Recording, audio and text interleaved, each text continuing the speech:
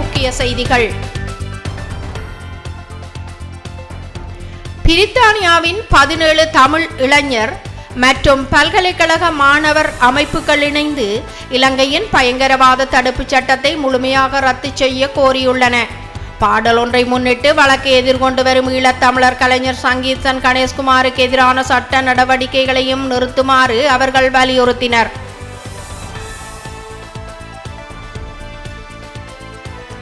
யாழ்ப்பாணம் செம்மணி புதைகுழி அகழ்வாய்வின் 3ஆம் கட்டத்தின் 26ஆம் நாள் பணிகளில் மேலும் 6 மனித எலும்புக்கூடுகள் அடையாளம் காணப்பட்டுள்ளன. இதன் மூலம் மொத்த எண்ணிக்கை 366 உயர்ந்துள்ளதுடன் 357 எலும்புக்கூடுகள் முழுமையாக அகழ்ந்தெடுக்கப்பட்டுள்ளதாக நீதிமன்ற கண்காணிப்பியல் தெரிவிக்கப்பட்டது. சித்திரவதை தடுப்பு தொடர்பான ஐக்கிய நாடுகள் குழு 7 ஆண்டுகளுக்கு பிறகு இலங்கைக்கு மீண்டும் விஜயம் மேற்கொண்டுள்ளது. காவல் நிலையங்கள் மற்றும் தடுப்பு காவல் நிலையங்களில் சித்திரவதை குற்றச்சாட்டுகள் தொடரும் நிலையில் முன்னர் வழங்கிய பரிந்துரைகள் நடைமுறைப்படுத்தப்பட்டுள்ளனவா என்பதை குழு ஆராய உள்ளது.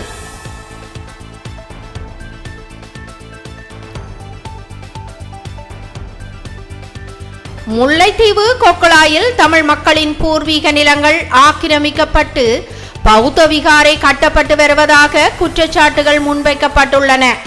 நீதிமன்ற தடைகள் மற்றும் மக்களின் எதிர்ப்பையும் மீறி கட்டுமான பணிகள் தொடர்வதாக பிரதேச மக்கள் தெரிவிக்கின்றனர்.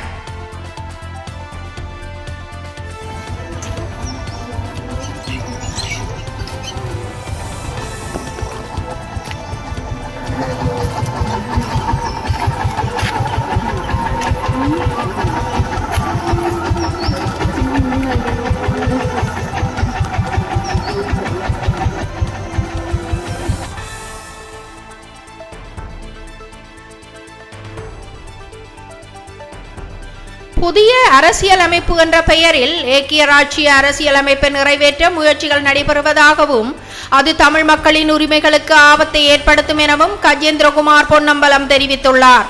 சர்வஜன வாக்கெடுப்பில் தமிழ் மக்கள் அதற்கு எதிராக வாக்களிக்க வேண்டும் என்றும் அவர் வலியுறுத்தியுள்ளார். ஆதரிப்பு நம்மளோட பயமங்களுக்கு இருக்கு. ஆனால் எங்களுடைய நல்ல காலத்துக்கு அந்த அரசியலமைப்பு நிறைவேற்றப்படுறதாக இருந்தால் பாராளுமன்றத்தில் தமிழ் மக்களுடைய பெரும்பான்மையான ஆதரவை பெற வேண்டும் என்றது மட்டுமில்லை, ஒரு சர்வஜன வாக்கெடுப்பில் தமிழ் மக்களுடைய பெரும்பான்மை ஆதரவையும் பெற்றால் மட்டும்தான் தமிழ் மக்கள் அதை ஏற்றுக்கொண்டதாக காட்டக்கூடியது.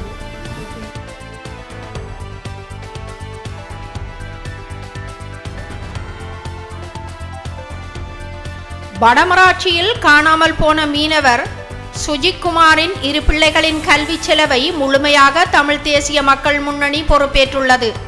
மாணவர்கள் கல்வியை தொடரும் வரை இந்த உதவி வழங்கப்படும் என கஜேந்திரகுமார் பொன்னம்பலம் தெரிவித்துள்ளார்.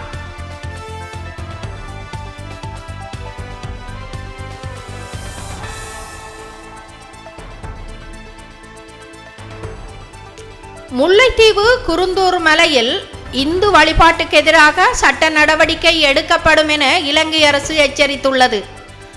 அங்கு இந்து கோயில் இருந்ததற்கான ஆதாரம் இல்லை என தொல்பொருள் துறை தெரிவித்துள்ள நிலையில் நீதிமன்ற தடையையும் மீறி விகாரை கட்டப்பட்டதாக குற்றச்சாட்டுகள் எழுந்துள்ளன.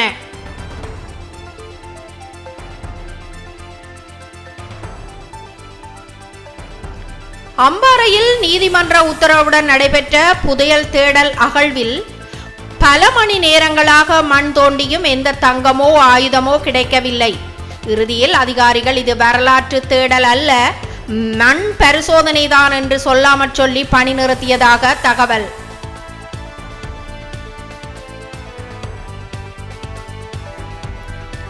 யாழ்ப்பாணத்தில் பாடசாலை மாணவர்களை இலக்காக வைத்து போதைப் பொருள் விற்பனை செய்ததாக சந்தேகிக்கப்படும் அல்லைப்பிட்டியைச் சேர்ந்த 2 கைது செய்யப்பட்டுள்ளனர்.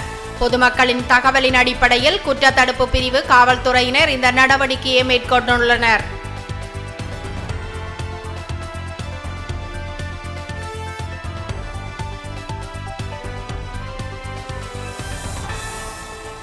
ஐநா அமைதிப்படை பணிக்காக இலங்கை இராணுவத்திற்கு 5 மில்லியன் அமெரிக்க டாலர் பெறுமதியான இராணுவ உபகரணங்களை இந்தியா வழங்கியுள்ளது.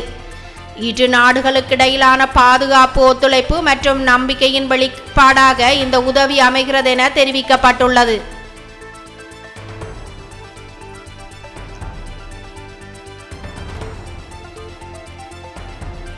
கோட்டபாய ராஜபக்ச கைது தடை மனு தொடர்பான வழக்கில் எதிர் மனுவிலிருந்து இதுவரை எதுவும் கிடைக்கவில்லை என சட்டமா அதிபர் நீதிமன்றத்தில் தெரிவித்துள்ளார். வழக்கு தொடர்ந்தும் விசாரணையில் இருப்பதாக கூறப்படுகிறது.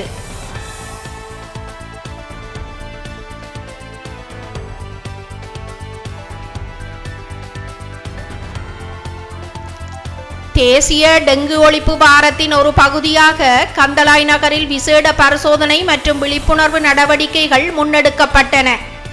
பொதுச்சந்தை, பேருந்து நிலையம் உள்ளிட்ட இடங்களில் சுகாதார அதிகாரிகள், போலீசார் மற்றும் பாதுகாப்பு படையினர் இணைந்து சுத்திகரிப்பு பணிகளை மேற்கொண்டனர்.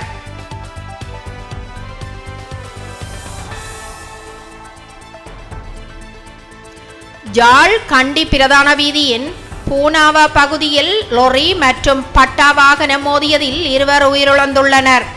மேலும் ஒருவர் படுகாயமடைந்த நிலையில் மருத்துவமனையில் அனுமதிக்கப்பட்டுள்ளார். விபத்து குறித்து போலீசார் விசாரணை நடத்தி வருகின்றனர்.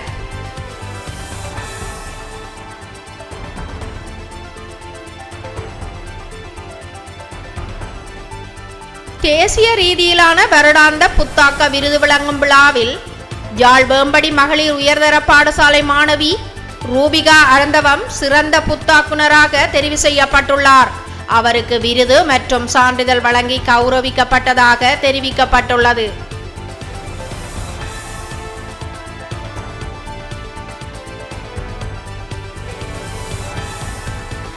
மாகாண மட்ட மென்பந்து துடுப்பாட்டு போட்டியில் யாழ் நடேஸ்வரா கல்லூரி பெண்கள் அணி சாம்பியனாக தேசிய மட்டத்துக்கு தகுதி பெற்றுள்ளது. முதன்முறையாக இந்த சாதனையை படைத்துள்ளதாகவும் போட்டி பாலிநகர் மகாவித்தியாலயத்தில் நடைபெற்றதாகவும் தெரிவிக்கப்பட்டுள்ளது.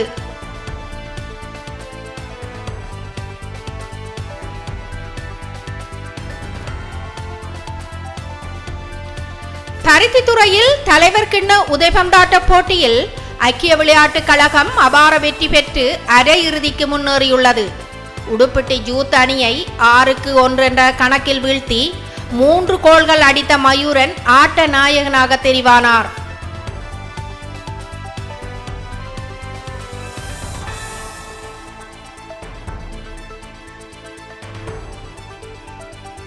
பருத்தித்துறை சிவன் கோவில் மகோற்சவத்தின் 8ஆம் திருவிழாவில் பசுபதீஸ்வரர் தமிழர் பாரம்பரிய வீரக்கலைகளுடன் வீதி உலா வந்தார். சிலம்பம், சுருள்வாள், தீப்பந்த சுழற்சி உள்ளிட்ட நிகழ்வுகள் பக்தர்களின் கவனத்தை ஈர்த்ததாக தெரிவிக்கப்பட்டுள்ளது.